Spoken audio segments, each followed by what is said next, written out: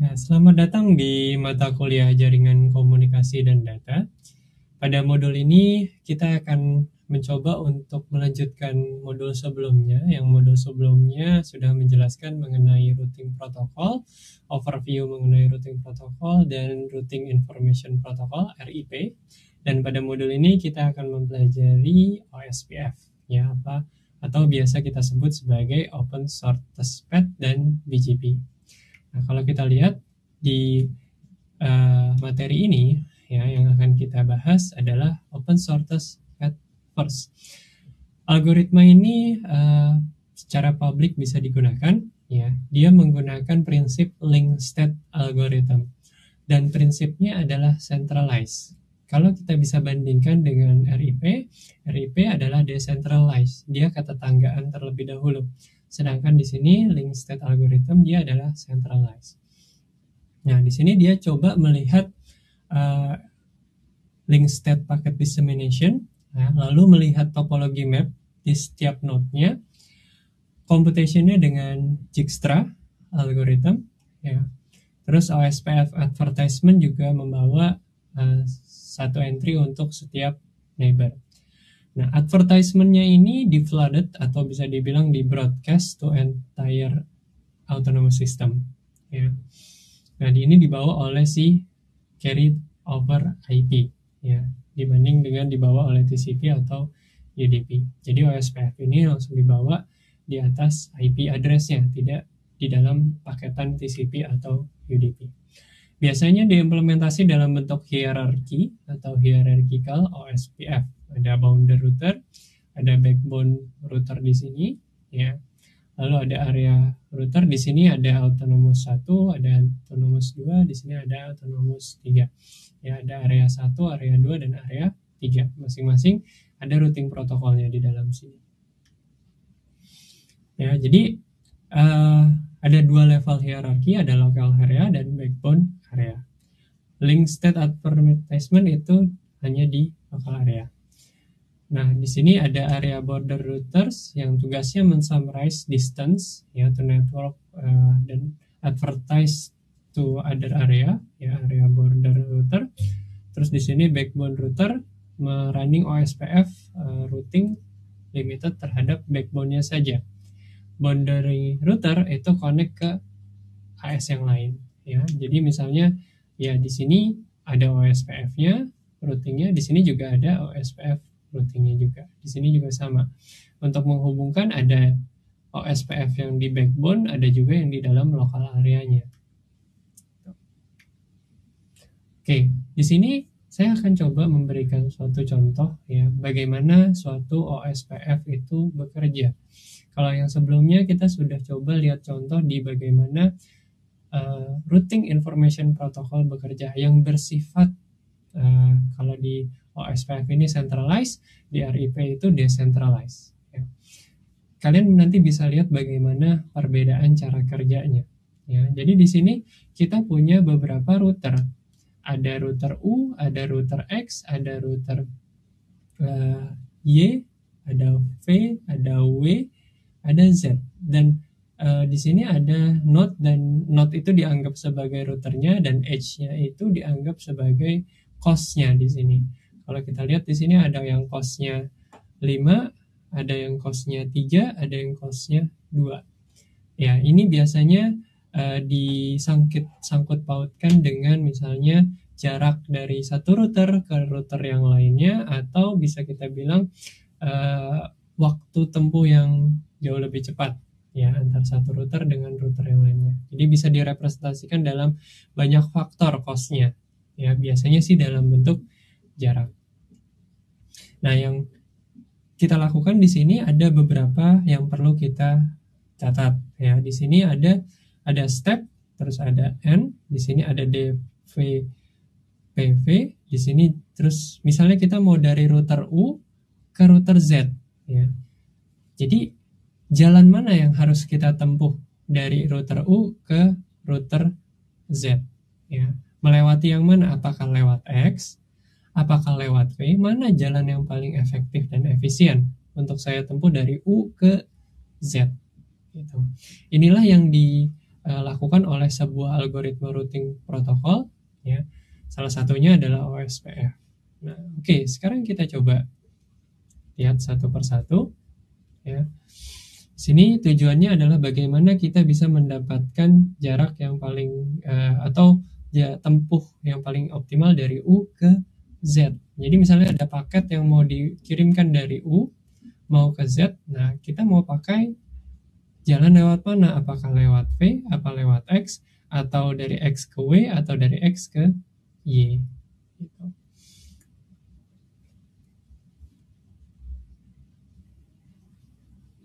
Oke, jadi yang pertama kita lakukan adalah mendefinisikan, ya. Di sini tabelnya di set ini adalah dari ke V, ya.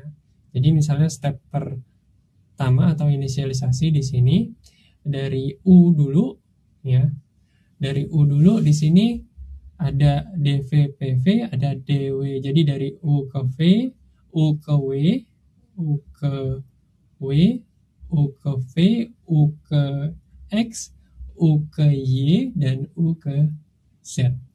Ya, kita harus lihat satu per satu. Ya. Oke, saya coba kalkulasi dulu. Ya. Di sini kalau kita lihat dari U ke V, ya, itu distance-nya berapa sih? Cost-nya di sini 2. Ya. Melewati apa? Melewati yang bisa dilewati adalah dengan melewati atau router terakhir yang dilewati adalah melewati U. Nah, sekarang yang kedua dari U ke W. Ya, bagaimana saya bisa sampai dari U ke W? Yaitu cost-nya berapa sih kalau saya mau dari U ke W di sini? Cost-nya saya harus lewat di sini saya lewat V ditambah dengan saya lewat W. Berarti 5, ya. 5. Terus di sini routernya adalah U, ya. Untuk ke W. Terus untuk ke X, ya, misalnya untuk ke X, yang saya lakukan adalah untuk sampai ke X itu hanya butuh satu cost-nya, ya. Lalu lewat routernya adalah lewat router U. Sekarang saya mau tahu gimana saya bisa sampai ke Y. Kalau sampai ke Y saya belum punya informasi karena saya belum, ini baru inisialisasi step pertama, ya. Jadi saya belum tahu apa-apa. Jadi yang bisa saya tahu adalah di sini dari dari U ke W. Kenapa saya bisa tahu? Karena saya sudah diintroduce oleh si V dulu, ya, pada inisialisasi step. Tapi ke U ke Y saya belum tahu, ya, di sini karena masih tidak bisa terjangkau, ya. Jadi kita kasih nilai tak hingga. Terus sampai ke Z juga, U ke Z. Saya belum punya informasi apa-apa untuk bisa sampai ke Z, ya. Jadi ya, untuk sampai ke Z di sini saya masih kasih tak hingga. Oke, step berikutnya, ya, kita ambil jarak terkecil dari ini, ya. Jarak terkecil dari ini adalah yang ini, ya. Kalau kita bisa tulis di sini adalah step pertama adalah UX yang kita lakukan. Nah, ini otomatis sudah kita tidak perhitungkan lagi, ya. Terus dari ini step 1 di sini kita mau ke V, ya. Kita mau ke V. Kalau kita lihat di sini kalau mau ke V, ya, dari X akan masih jauh lebih besar kalau lewat X. Kalau masih yang paling kecil masih lewat U. Otomatis kita masih tulis di sini 2, U. Terus berikutnya kalau kita mau ke W di sini, ya, dari U ke W. U ke W sebelumnya adalah 5, U. Kalau UX sekarang, ya, UX terus kita mau ke W, ternyata dia punya koneksi ke W dengan nilai 3. 3 ditambah 1 nilainya berapa? Di sini jadi 4, ya. 4, X. Ya, jadi dia melewati X via X. Kalau yang tadi sebelumnya dia 5 tapi lewat U, ya, lewat U. Yang ini 4 via X. Oke, sekarang kita lanjut lagi karena yang dx px ini udah yang paling kecil, jadi tidak kita perhitungkan lagi. Sekarang dy ke py, ya, artinya kita mau dari ux ke y. Ux ke y di sini ternyata kita bisa dapat ini ux ke y, yaitu 2, x, ya, 2, x lewat x. Kalau mau ke z gimana? Oh, kalau mau ke z saya belum punya informasi untuk ke z, ya, jadi kita masih kasih tak hingga. Lalu berikutnya dari step yang berikutnya adalah step kedua, ya. Di sini kita lihat yang paling kecil mana? Yang paling kecil adalah y. Jadi kita masukkan di sini ux y. Otomatis yang ini sudah tidak kita perhitungkan lagi, ya. ux y. Kalau mau ke v, ya, tetap yang paling kecil adalah yang ke v adalah 2, u. Dia tetap paling kecil kalau u ke v, ya, lewat sini. Nah, berikutnya untuk dari uxy terus kita mau ke w, ya. uxy terus kita mau ke w. Sebelumnya itu adalah 4x, ya. Di sini kalau ke dv-nya itu 2u masih, ke dv dan pv-nya itu adalah kalau kita lihat di sini, ke w dulu, ke w, ya, 1,3 berarti 4x di sini. Cuman kalau kita mau lihat di sini paling kecil adalah, ya, karena dia sudah punya informasi di sini kan uxw 1,3. Tapi di sini saya sudah masuk ke uxy, berarti uxy kalau mau ke w berapa? Kalau ini 1,3, 4, yang ini 1,1,1. Jadi dibandingkan 4 dan 3, lebih kecil mana? Yaitu 3 melewati yang terakhir siapa? Y, ya. Nggak lewat, tetap lewatnya X, tapi yang terakhir, hopping terakhir adalah si Y. Lalu berikutnya untuk yang ini sudah tidak kita perhitungkan. Yang ini juga, sekarang kita mau tahu bagaimana kita bisa sampai ke Z, ya. Kita mau tahu bagaimana kita bisa sampai ke Z. uxy, ya, di sini uxy. Dari y tersebut kalau mau ke z itu sekitar 1 tambah 2, yaitu untuk ke z kita butuh 4, y kalau kita lewat y, karena di sini kan uxy, ya, kita butuh 4 y. Lalu kita lihat lagi di sini mana sih yang paling kecil, ya, di sini. Oh, yang paling kecil cosnya adalah 2u. Yang paling kecil adalah v. Jadi uxy v, ya, di sini uxy v kita di sini karena udah paling kecil maka tidak kita kalkulasikan. Dari v, uxy v paling kecil masih lewat 3y, ya. Terus di sini juga paling kecil masih 4, y, gitu. Nah, antara 3 sama 4 yang paling kecil adalah w, ya. uxy v w, ya. Di sini otomatis di sini yang paling kecil adalah 4, y, ya. Maka di sini yang keenam uxy v w z, ya. Jadi routing algorithm yang bisa kita gunakan dari U ke Z, ya, yaitu uxy v w z. Jalur yang paling mudah yang bisa kita gunakan, ya. Kalau kita lihat di sini U ke V, ya, terus ada ux, ya, di sini U ke X, U ke Y, ya, terus Y ke Z, ya. di sini. Jadi ini ada U ke V. Jadi kalau kita dapatkan tadi U X Y V W Z, U X Y V W Z gitu.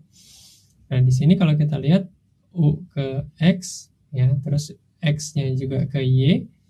Nah di sini Y itu kita lihat dia ke W ya, Y itu juga dia bisa ke Z ya dari situ. Jadi dari tabel ini kita bisa tahu bahwa jarak minimum yang bisa kita tempuh ya. Jadi jarak minimum dari U ke Z kita bisa lihat dari gambar ini, yaitu U ke X, ke Y, dan ke Z. Jadi pada dasarnya algoritma dari open shortest path first itu bekerja seperti itu.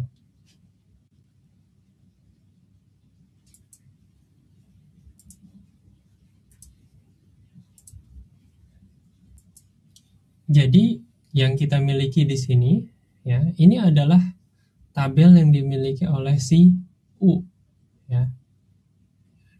Jadi U bisa tahu kalau mau misalnya dia mau ke V ya, link paling dekat adalah U lewat V. Kalau dia mau ke X atau mau destinationnya adalah W, maka dia lewatin jaraknya ke X. Kalau dia mau ke X, maka ya dia lewatin linknya ke X. Kalau dia mau ke Y, dia lewatin linknya ke X juga. Ya. Kalau dia mau ke Z, dia lewatin ke X juga. Nah, nanti tiap-tiap dari router ini akan memiliki routing table seperti ini. Jadi dia tahu kapan harus memforward paket kemana, di mana yang memiliki least cost atau cost yang paling kecil. Ini untuk tabel ya, jadi dia tahu harus kemana. Jadi ketika dapat tujuannya adalah Z, maka dia tidak mengarahkan ke V, tapi dia akan mengarahkan ke X sesuai dengan tabel yang sudah kita miliki yang berasal dari kalkulasi ini. Oke, jadi untuk modul ini ya kita sudah mempelajari mengenai OSPF atau Open Shortest Path First. Lalu berikutnya yang akan kita pelajari di sini adalah mengenai BGP ya atau Border Gateway Protocol ya. Di sini biasanya digunakan untuk interdomain routing protocol yang mencoba untuk menggabungkan antar satu ISP dengan ISP lain ya. Jadi ada namanya glue the host and the internet together, artinya mencoba untuk menggabungkan ya antara satu provider dengan provider yang lain. Ada namanya IBGP atau external BGP dari autonomous system yang lain ya. Dan ada juga IBGP atau dibilang internal routernya.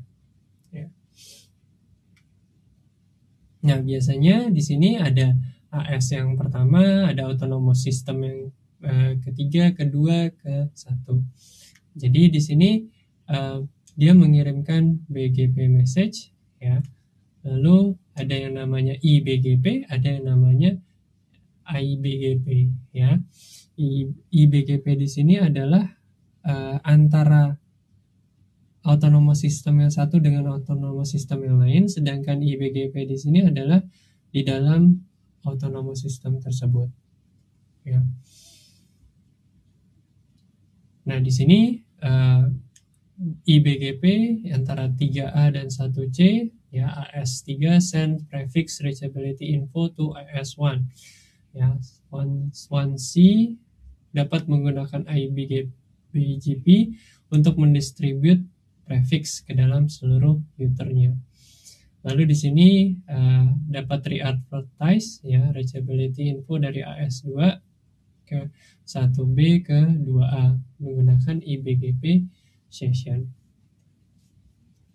Nah, di sini ketika router udah menemukan prefixnya, jadi dia mencoba untuk memasukkan prefix tersebut ke forwarding table yang dimiliki. Secara algoritma untuk IBGP ataupun IGBGP itu lebih ke pengaturan, mau atau tidak mau kita melakukan forwarding table tersebut ya. Ada beberapa yang cukup penting di BGP yaitu ASPAD ya, atau Autonomous System Path ya. Misalnya AS67 jadi kode autonomous systemnya, terus ada next hop-nya, spesifik internal AS router ke next hop-nya ya. Nah, di sini gateway router itu menerima router advertisement ya, import policy. Artinya di sini lebih ke policy based routing dibanding dengan algorithm routing. Kalau seperti kita lihat di RIP dan di OSPF, dua-duanya punya dasar routing algorithm ya. Yang satu ada yang menggunakan distance vector, ada yang menggunakan link state algorithm, mencari least cost path. Kalau di sini lebih ke policy, artinya mau atau enggak kita memforward paket ke sana.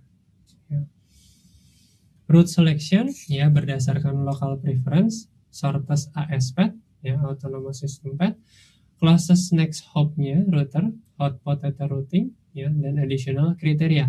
Additional kriteria ini cukup banyak, mulai dari sisi bisnis sampai apa untungnya saya memforward paket melewati Anda ya. Nah, di sini kalau kita lihat di sini HBC ini merupakan provider ya. Terus ada X, ada W, dan ada Y yang merupakan customer ya. Di sini ada X, W, dan Y. Sudah pasti antara ISP yang satu dengan ISP yang lain itu bisa saling mencoba untuk berhubungan satu sama lain ya. Nah, di sini X itu ternyata dia customernya B dan juga customernya C, artinya dia dua provider internet. Nah, dia menggunakan dua provider internet. Nah, di sini dia attach ke dalam dua network. Tapi di sini dia bilang, saya tidak mau untuk melakukan routing dari B ya, lewat X ke C ya. Lalu X juga tidak mengadvertise ya dari B untuk melakukan routing ke C ya, karena di sini kita ngomongin bisnis ya. Apa keuntungan dari X ketika dia melakukan forwarding paket dari B ke C lewatin X gitu. Jadi lebih kepada bagaimana policy-nya ya, apa untungnya buat masing-masing personil di situ. Kalau ISP udah pasti kan, ISP karena harus bisa meng-glue internet together ya, mereka mengadvertise ya. Should be advertise path BAW ya, BAW to C ya. Ya tidak perlu karena B tidak punya revenue untuk melakukan routing dari C, B, A, W ya. Dan di sini W atau since neither W atau C itu adalah customer dari si B ya, karena dia bisa berargumen ya, dia bukan customer saya dan saya tidak perlu melakukan forwarding tersebut. Nah, di sini B wants to force to route to W ya, B mau C agar bisa ke W ya, menggunakan lewat ke A. Dan B hanya mau melakukan routing dari dan ke customernya gitu. Ya, jadi di sini lebih banyak mengenai policy-nya atau lebih ke penentuan secara manualnya, untung atau tidak untungnya ya. Di sini A advertise path AW ke B ya, AW ke B, dan B advertise path BAW ke X.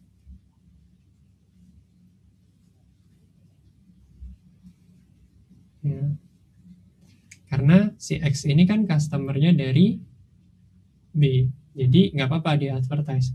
Tapi C di sini kan bukan customernya dari B, dia sama-sama saingan ISP.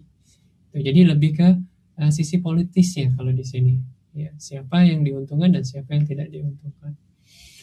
Oke, pada chapter 4 ini Anda sudah mempelajari datagram networks, ya, bagaimana cara melakukan assignment IP address, bagaimana kalian mencoba untuk melakukan subnetting, baik itu statik maupun memakai VLSM.